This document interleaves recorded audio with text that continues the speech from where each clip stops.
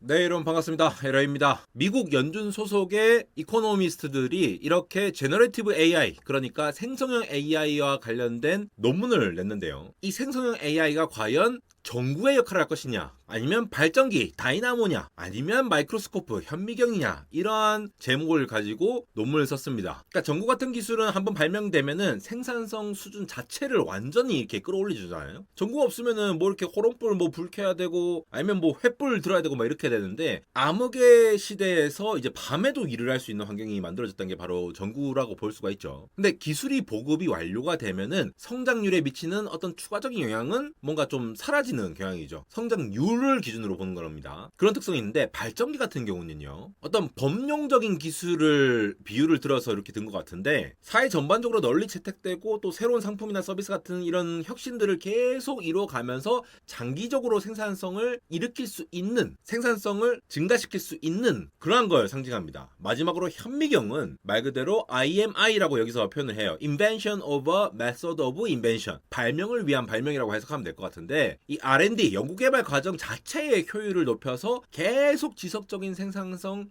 성장을 가져오는 기술이라고 보시면 되겠습니다. 과연 제너레이티브 AI가 이 세 가지 중에 어디 쪽에 속할까? 계속 성장을 이뤄낼 수 있는 거냐? 아니면 전구처럼 그냥 반짝 한번 했다가 없어지는 거냐? 이러한 관점에서 살펴보면 좋을 것 같아서 여기 같이 읽어보면 좋을 만한 내용들이 많이 들어있어서 한번 살펴보도록 할게요. 우선 논문 10페이지에 보시면 이렇게 일반적인 용도, 법령적으로 해석을 해야겠죠. 법령적으로 이렇게 넓게 사용되고 있는 테크놀로지들이 뭐가 있냐라고 보면 우리가 잘 아는 거 뭐 있죠. 뭐 전기기관도 있고 철로도 있고 전기, 모터 달린 비클들이라든가 대량 생산 체계, 공장이죠. 컴퓨터, 인터넷. 과거에는 라이팅이라든가 뭐 이제 철기 시대, 그다음에 수레바퀴 같은 것들, 이런 것들을 과거에 있는 것들을 정리를 했고 15세기부터 지금까지 이게 뭔가 이 인류 역사의 거대한 흐름 속에서 각각의 이 영향을 미친 것들을 표기해 놓으니까 굉장히 좀 재밌죠. 요런 게 이제 다이나모라고 하는 거죠. 발전기. 그러니까 모든 산업에 널리 다 쓰이잖아요. 여기 있는 것들 다 널리 쓰이는 것들을 대표적으로 보인 거죠. 그러면서 뭔가 새로운 제품이나 서비스 같은 어떤 계속 연관된 혁신이 계속 이루어지잖아요. 컴퓨터가 발생하면은 컴퓨터와 연관된 또 다른 것들, 하물며 키보드 같은 것도 기계식이니 뭐 애플 키보드니 여러 가지들이 나오듯이 계속해서 연관 사업들을 계속 발전시키는 촉매가 되는 역할을 하는 것들, 이런 것들을 다이나모라고 한 거고요. 여기 안 나와 있는 전구 같은 경우는 그냥 반짝 켜준다. 현미경 같은 거는 아예 그 기술을 개발하는 과정 자체를 효율적으로 만들어주니까 전체적으로 다 가속화가 되겠죠.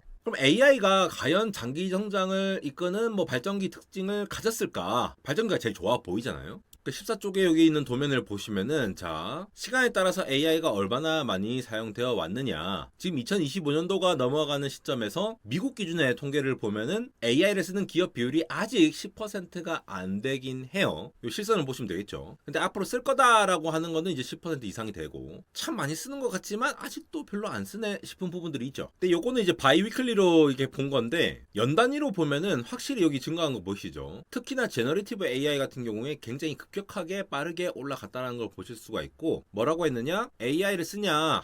하나의 뭐 비즈니스 펑션이라도 쓰냐라고 물어봤을 때에 그래 쓴다라고 대답한 비율이 지금 이제 과반을 넘어가는 걸 볼 수가 있습니다.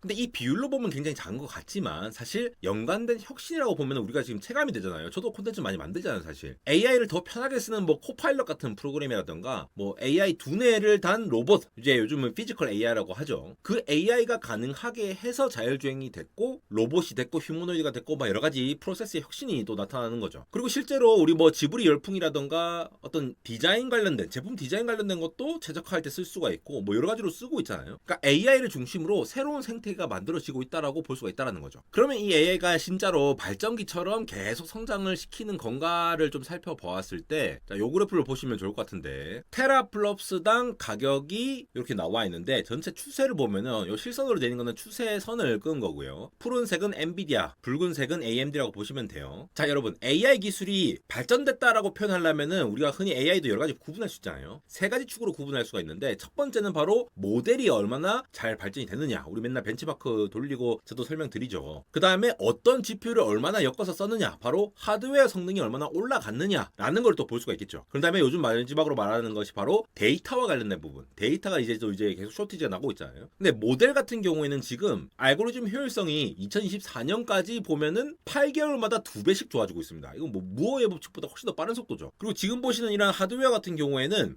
테라플로스를 계산하는데 드는 비용이 계속 줄어들고 있어요. 비싸다 그래서 뭐 MPO 만들어야 된다 뭐 여러 가지 얘기가 나오고 있지만 기본적으로 이 성능이 굉장히 좋아지고 있다.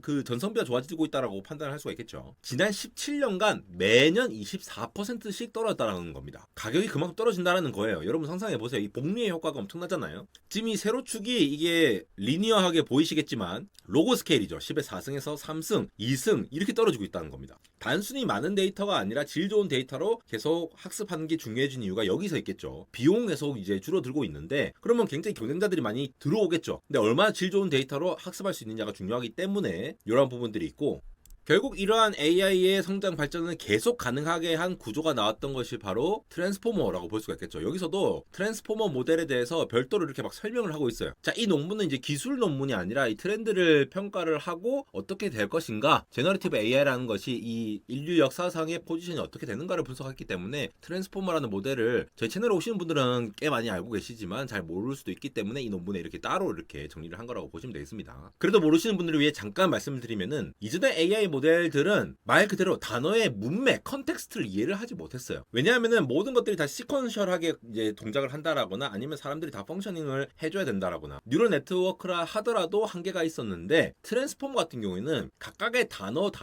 사이의 연관성을 전부 다 병렬적으로 연결을 할 수 있게끔 어텐션이라고 흔히 부르죠. 그러한 관계들을 야 너는 이거랑 많이 관계가 있어, 이거는 적게 관계가 있어, 이런 것들을 다 연관을 짓습니다. 이걸 다 벡터라이즈를 해가지고 벡터로 수천 차원에 이르는 숫자로 표현이 된다라고 하면은 이 LLM의 세계에서는 이 벡터 자체가 하나의 언어가 될 수 있다는 거죠. 제가 예전에 영상으로도 보여드렸죠. 서로 다른 AI 모델인데 매핑이 비슷하더라 이런 논문도 나오고 있거든요. 확실히 그런 관점에서 보면은 AI가 마치 발전기처럼 굉장히 넓은 산업에 널리 쓰이고 새로운 제품을 계속 끊임없이 발전할 수 있는 형태를 현재 보이고 있긴 합니다. 그죠? 자, AI related job이라고 하는 것들이 퍼센테이지, 지금 잡 포스팅이 늘어나고 있는 퍼센테이지를 얘기를 한 거죠. 먼슬리로 봤을 때. 그렇게 했을 때 모든 섹터들에 대해서는 뭐 전반적으로 늘어났다, 최근에 늘어날 수 있는데 AI 관련된 것들이 확실히 올라간 거 보이시죠? 이렇게 전반적으로 영향을 미치고 있다라고 판단할 수가 있겠고, 그러면 AI, 현재의 제너레티브 AI는 약간 뭔가 발전된 느낌이 사실 있잖아요. 현재 같은 게. 근데 현미경의 역할도 있잖아요. 현미경 여기 보세요. 지금 example of IMI인데 제가 발명을 위한 발명이라고 했죠. 연구 개발을 하기 위해서 이 연구 개발 자체를 도와준 역할, 이것도 AI가 정말 잘하지 않습니까? 자, 1608년대에 텔레스코프 현미경이 망원경이 있었고, 그 다음에 DNA 시퀀서, 이게 1973년도입니다. 분석 툴러는 IBM의 메인프레임, 머신러닝 관련된 기술도 언급이 되고 있죠. 커뮤니케이션 툴러서 TCP/IP 이런 것도 나오고, 구텐베르그의 이 프린팅 하는 거 이것도 나오죠. 그 외에도 그 과정을 도와주기 위해서 뭐 정부에서의 지원하는 어떤 랩들이라든가 빅사이언스, 사이언티픽 소사이티스 뭐 이런 것들이 영향을 많이 미쳤다라고 얘기를 하고 있습니다. AI도 이런 역할 충분히 하고 있는 것 같지 않나요? 예를 들어 과거에는 뭐 우주 망원경, 제임스 웹 망원경이 올라가서 더 멀리 있는 거를 선명하게 관찰할 수 있도록 해서 더 연구를 잘하게끔 만들잖아요. 그리고 제가 흔히 이제 게임할 때 많이 말씀드리는 업스케일링 기술 같은 것들, 그런 것들도 저해상도인데 고화질로 이렇게 잘 학습된 데이터를 토대로 해서 선명하게 만들어준다라거나 이런 관찰 도구에서 AI가 이미 널리 쓰이고 있습니다.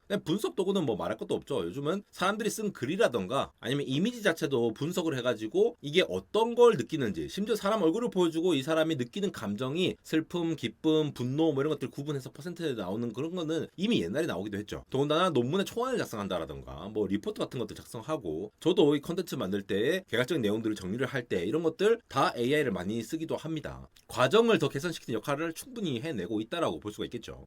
그럼 AI가 진짜 연구 현장을 바꾸고 있다라는 증거가 명확하다라는 거는 어디에 있느냐? 여기 42페이지 보시면은 재밌는 그림이 하나 있는데, 자, 트랜스포머가 2017년도에 나왔죠. 이 직후부터 AI 관련 특허 출원이 폭발적으로 늘어나게 됩니다. 쭉쭉쭉 바로 그냥 늘어나는 거예요. AI가 멘션된 사이언티픽 페이턴트 기준으로 얘기를 한 거고, 자연어 처리뿐만이 아니라 날리지 프로세싱 페이턴트 전부 다 고르게 다 성장을 하고 있는 것을 볼 수가 있습니다. 그 다음에 과학자들도 널리 사용을 하고 있다라는 통계가 있는데, 자, 44쪽의 표를 보시면요. AI 서비스 사용자 직업군을 보니까 컴퓨터 수학 직군 다음으로 과학자들의 사용 비중이 압도적으로 높았다라는 거죠. 사실 대학원 때 연구할 때 이런 AI 툴이 있었으면은 정말 많은 사람들이 빠르게 그 지식을 흡수하고 최근 나온 소식들을 빠르게 리뷰를 하면서 나의 아이디어를 더 발전시킬 수 있을 만한 그런 것들을 굉장히 많이 할 수 있었지 않았겠습니까? 지금 그렇게 하고 있다라는 거예요. 그래서 Gen AI 오토메이션과 Augmentation in Researcher Role, 오토메이션이 충분히 가능한 부분으로서 내추럴 사이언스 리서처, 소셜 사이언스 리서처 구분할 거 없이 여러 리서처들이 이렇게 많이 쓰고 있다. 이코노미스트도 마찬가지죠. 고르게 퍼지고 있다는 것을 알 수가 있습니다. 현미경 역할을 하고 있다는 거죠. 마지막으로 47페이지를 보시면은 여기 보셔요. 자, AI 유시지를 이제 컨퍼런스 콜 때 분기 실적 발표하고 이제 주주들 얘기를 할 때 나온 AI 언급 횟수가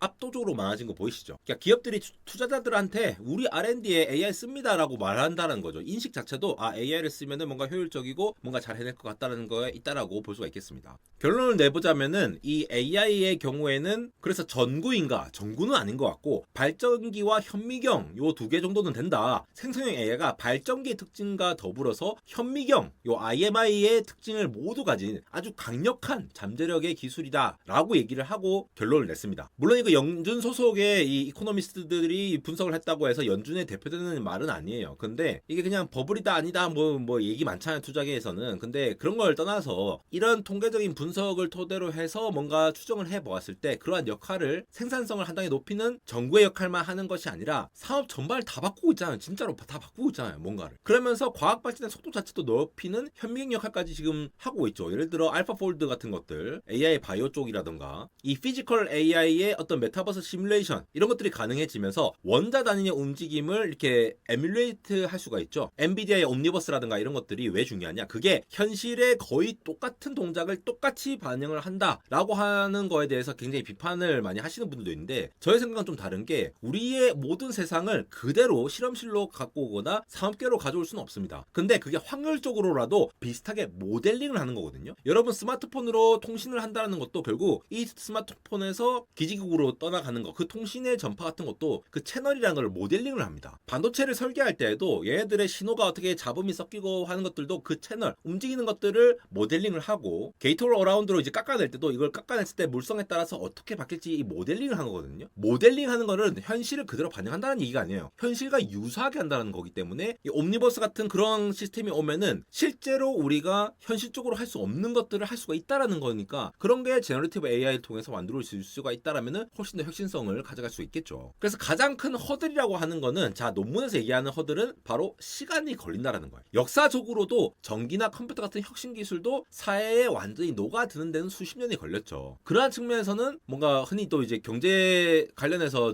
저희 채널에 이렇게 주식 투자하려고 오시는 분들은 그런 생각 많이 하시죠. 이게 버블이다. 버블일 수 있겠죠. 항상 그 버블 사이클은 올라갔다가 잦아들은 다음에 요소 기술들과 산업이 재편되면서 올라간다라고 해석이 될 수 있잖아요. 근데 그 속도가 굉장히 빠르다라는 거는 확실한 것 같습니다. 결국 가장 큰 허들이 확산이라고 볼 수가 있는데 이 기술 기업 바깥의 평범한 회사들이 AI를 얼마나 잘 활용하느냐 이러한 것들을 앞으로 지켜볼 필요가 있겠고 어쨌든 우리는 지금 엄청난 변화의 초입에 서 있다는 것은 맞다라고 해석할 수가 있다는 것이 되겠습니다. 과거의 산업혁명이라던가 지금의 데이터 센터, 미래는 어떻게 바뀔지 이러한 것들이 하나하나 이러한 거대한 인프라를 완전히 바꾸는 세상을 바꾸는 기술들이 등장함으로써 바뀌었기 때문에 이러한 부분들, 이러한 논문들도 제가 한번 정리해서 계속적으로 팔로우하면서 전해드리도록 하겠습니다. 지금까지 에러였습니다.